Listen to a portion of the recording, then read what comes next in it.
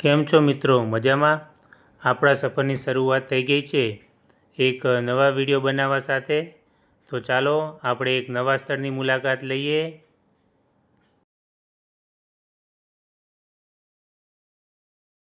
આપણે આવી ગયા છે સાળંગપુર જતા રસ્તામાં આવતું શ્રી સ્વામિનારાયણ ભગવાનનું કુંડળ ધામ.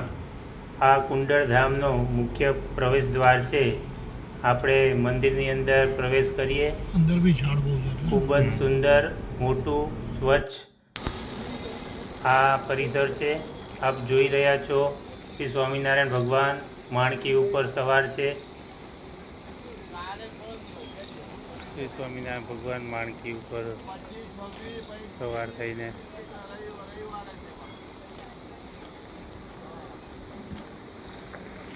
સરસ મજાના વૃક્ષો, આ મંદિરનું પરિસર કુંડળ ધામ નો અહેસાસ. બપોરે ખૂબ જ ગરમી છે, 2 વાગી ગયા છે. ઓમ નમઃ શિવાય. સરસ મજાના પાણીની વચ્ચો ઓકેશ્વર મહાદેવ કુંડળ ધામ આપ જોઈ રહ્યા છો. ખૂબ જ મનમોહક મૂર્તિ છે, ખૂબ જ ઊંચી.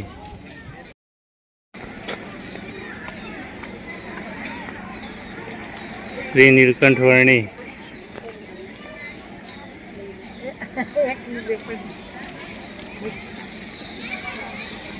નીલકંઠ વર્ણીની મૂર્તિ ખૂબ જ મનમોહક પંચધાતુમાંથી બનાવેલી છે. સરોવરની વચ્ચે જાણે કમળ અને અન્ય વૃક્ષોની વચ્ચે ખૂબ જ આહલાદક લાગે છે.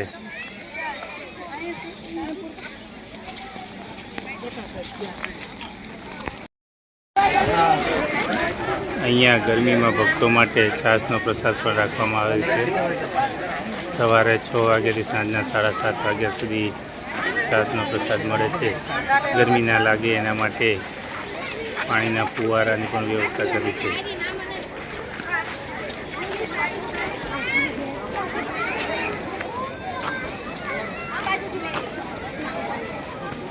કુંડળ ધામનું પરિસર,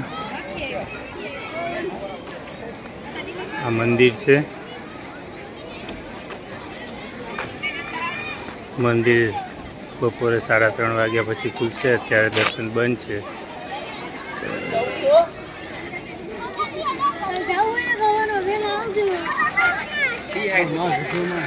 દરબારગઢ કુંડળ ધામ.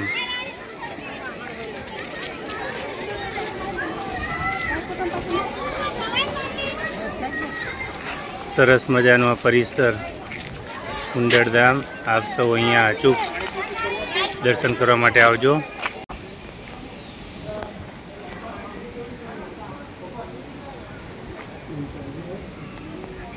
કુંડળ શ્રી સ્વામિનારાયણ મંદિર.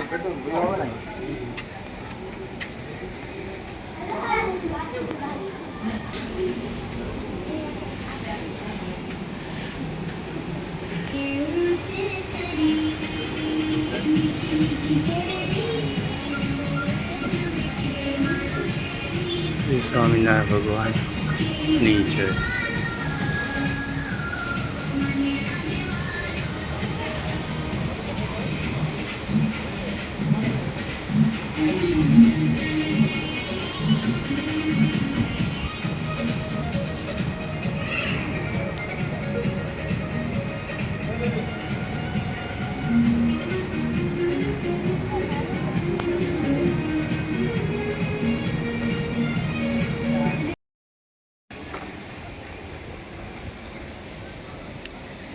કુંડલેશ્વર મહાદેવનું મંદિર કુંડળ ધામ.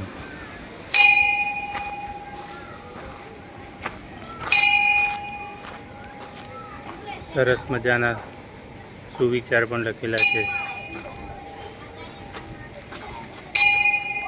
કુદરતી વાતાવરણ સાથે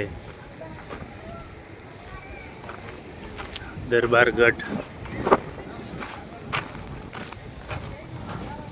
ઝાલરિયો પથ્થર અહીંયા આગળ ઝાલરીઓ પથ્થર ઉપર બીજો પથ્થર અથડાવાથી ઘંટડી જેવો અવાજ આવે છે.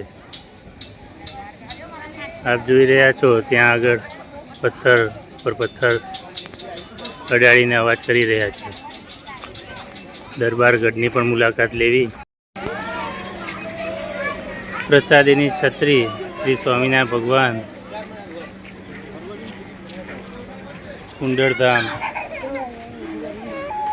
અહીં પ્રદર્શન પણ બનાવવામાં આવ્યું છે.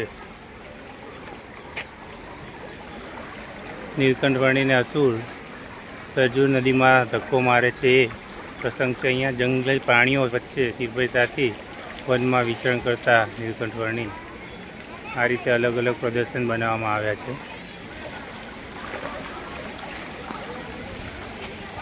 શ્રી સ્વામિનારાયણ ભગવાનનું વન વિચરણ.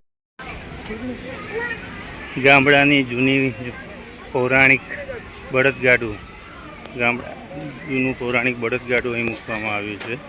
લોકો બળદગાડામાં ફોટા પડાવે છે.